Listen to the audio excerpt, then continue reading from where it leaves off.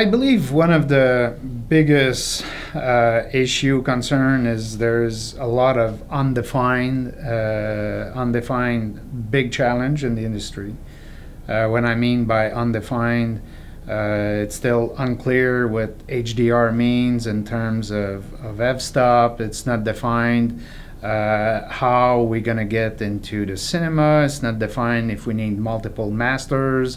It's not defined what we're doing today may have to be redone in 5 years or 10 years. So how we archive, or we process what we are doing today for the future.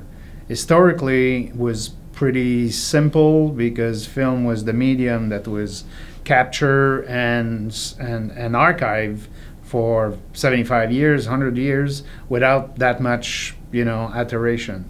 Today, what we're doing with HDR that we believe will be in the market over the next 3-5 years, the white color gamut, the extension of maybe UHD2, which is 8K.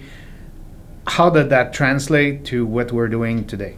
On the cinema side, there's been a massive transition that happened over the last 3 to 5 years. There's 150,000 screens that were replaced around the world. So the next generation takes, even if the technology moves very quickly, it takes time to be implemented. So implementation will be the big factor on the strategy. Everybody understand where we need to go, how we implement this. This is where the action plan needs to be very clear.